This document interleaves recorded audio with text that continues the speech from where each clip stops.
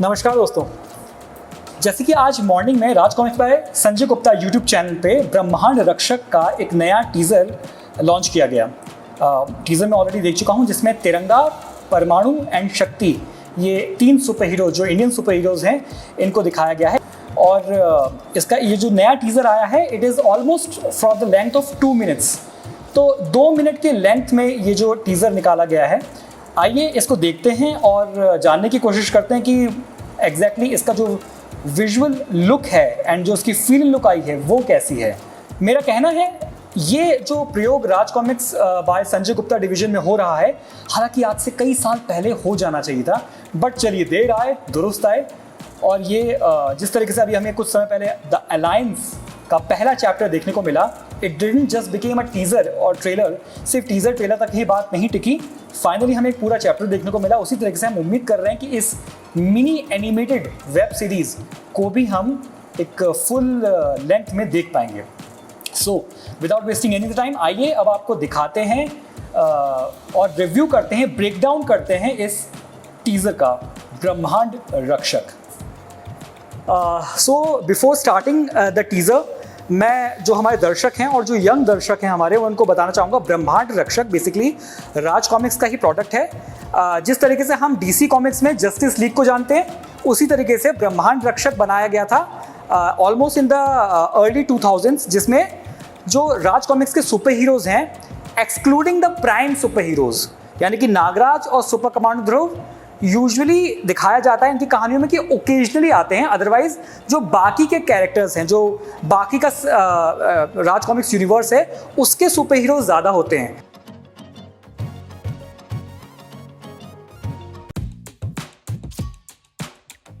एक चीज़ तो क्लियर है, जैसा कि आप देख सकते हैं, जो ओवरऑल विजुअल फील है इस 3D एनिमेटेड सीरीज का अच्छा है। मैं इसको एक पॉजिटिव पॉइंट की तरह बोल रहा हूँ। जो फील आ रहा है देखकर वो अच्छा आ रहा है। Even on the bigger screen, हम यूजुअली लैपटॉप या मोबाइल्स में देखते हैं, लेकिन हम एक बड़ी स्क्रीन पे देख सकते हैं। तो जो कुछ भी हमें कैरेक्टर्स देखने को मिल रहे हैं, जो हमें ऑर्गेनिक और इनऑर्गेनिक मॉडल्स देखने को मिल रहे हैं, अच्छे हैं वो। So lighting, I would say lighting is good. The characters, well, Raj comics के कैरेक्टर्स मेरे जैसे जब फैंस देखते हैं तो it's always great to watch all these characters, because again जैसे डीसी मार्वल के साथ होता है, हमने भी अपना बचपन बिताया है इन कैरेक्टर्स के साथ में, सो इट्स ऑलवेज फन। और अगेन जो लाइटिंग है वो काफ़ी इंटरेस्टिंग है। सो दैट्स शक्ति, जो कि माँ काली के सामने खड़ी हैं, and now this is a Shakti. Shakti interestingly is the Indian answer to Wonder Woman, जो कि I think somewhere around mid 90s या लेट 90s में जब इसको दिखाया गया था, तो अपने आप में काफ़ी इंटरेस्टिंग इनकी एंट्री थी। कई सारे कॉमिक बुक सुपर हीरोज़ जैसे कि नागराज, ध्रुव, डोगा, परमाणु, इन सब के साथ इनकी एंट्री की गई थी। तो अपने आप में काफ़ी इंटरेस्टिंग, लेकिन अनफॉर्चुनेटली थोड़ा सा अंडररेटेड कैरेक्टर रहा है। प्रोबार्ट हमको देखने को मिल रहा है। प्रोबार्ट, एज वी नो, परमाणु की स्टोरीज में प्रोबार्ट हैं, जो कि प्रोफेसर के नाम से भी जाने जाते हैं। और professor, there was a story of Surma, एक सूरमा नाम की कॉमिक्स थी जिसमें प्रोबार्ट की पहली एंट्री हुई थी। And now comes the action. और अब हम बात कर रहे हैं कुछ स्पेसिफिक एनिमेशन पोजेस की।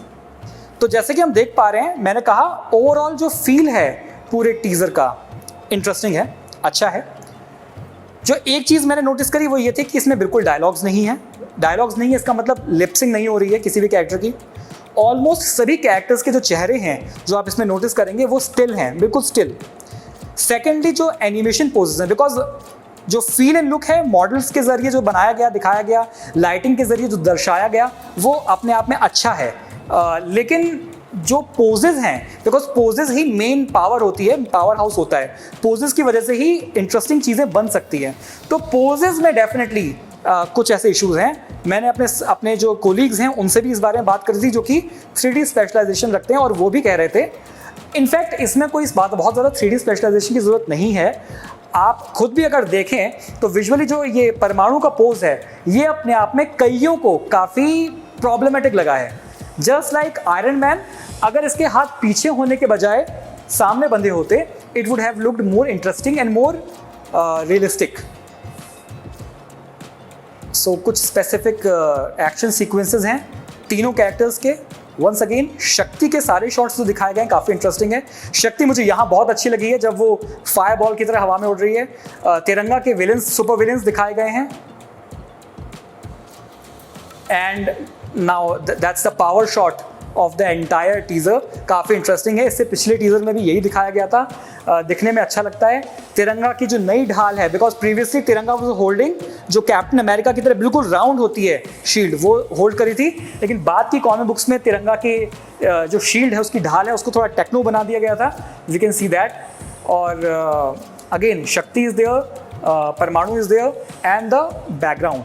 ये जो टीज़र मैंने देखा है, ओवरऑल इस टीज़र को देख लेने के बाद मेरा कहना है कि विजुअली तो वाकई में इन्होंने काफ़ी इंटरेस्टिंग बनाया है। मेरी उम्मीदें, मेरी एक्सपेक्टेशन बस ये है कि ये टीज़र तक ना टिके, इसके आगे भी हम इसको देख सकें, हम इसके एपिसोड्स, प्रॉपर एपिसोड्स देख सकें।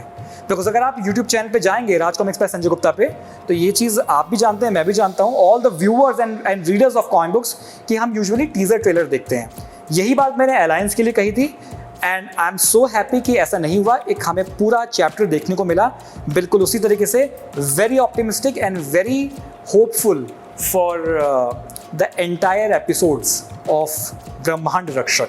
तो ये था मेरा अपना एनालिसिस, मेरा अपना ब्रेकडाउन। अब मैं चाहूँगा कि जो टेक्निकल पॉइंट है उसके लिए मैं कुछ अपने कोलीग्स की हेल्प लूँ, because they are the guys जो कि 3D में इसी तरीके से मॉडलिंग, टेक्सचरिंग, लाइटिंग हर दिन कर रहे होते हैं और कॉलेज में स्टूडेंट्स को सिखा रहे होते हैं। लेट्स आस्क देम कि आखिर उनके पॉइंट ऑफ व्यू से इसमें क्या अच्छा है और क्या और अच्छा हो सकता है।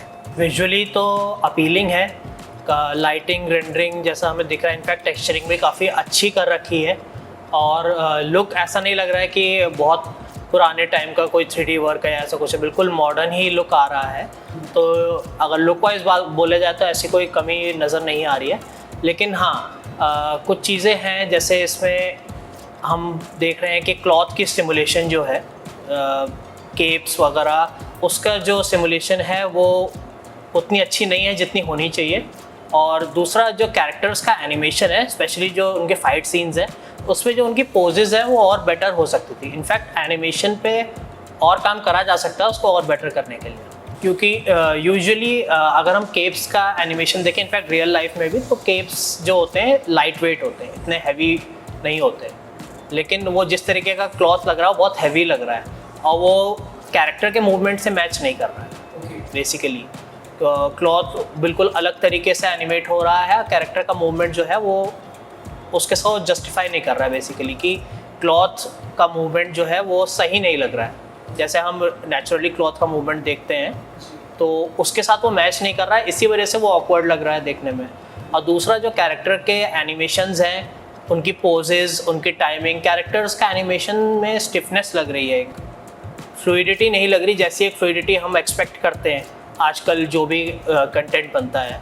और इसमें पोजेस पे, टाइमिंग पे और स्पेशली कैरेक्टर की जो रिजिडनेस है एनिमेशन में, उस पर काम करना पड़ेगा। तो सबसे ज़्यादा काम मुझे लगता है इसमें क्लॉथ सिमुलेशन और एनिमेशन में ही करना पड़ेगा। हिंदी में जब आप लिपसिंक करते हैं तो वो बेसिकली काफ़ी ज़्यादा, आप कह सकते हैं, टेक्निकल हो जाती है इंग्लिश में लिपसिंक करने से, क्योंकि हम जिस तरीके से हिंदी में वर्ड्स को प्रोनाउंस करते हैं, अल्फ़ाबेट्स को, वो काफ़ी डिफरेंट है जैसे हम इंग्लिश में करते हैं। तो उसके लिए अगर इनको उस पर काम करना है तो बेसिकली लिपसिंक हिंदी में मैं मानता हूँ ज़्यादा चैलेंजिंग रहेगी राज कॉमिक्स के लिए, क्योंकि हिंदी में लिपसिंक, जैसे मैंने भी एज एन एनिमेटर जब काम करा, तो लिपसिंक में जब हम हिंदी में करते हैं तो उसमें काफ़ी ज़्यादा चैलेंजेस आते हैं। पहली बात तो ये है कि हम लोग ज़्यादा यूज टू नहीं है हिंदी में लिपसिंक करने के, क्योंकि मोस्टली जो प्रोजेक्ट्स हैं उसमें इंग्लिश डबिंग या ऐसा ही कुछ होता है, और हिंदी में लिपसिंक, और जैसा कि ये कंटेंट है, जैसा कि हम विजुअल्स देख रहे हैं, ये बहुत ज़्यादा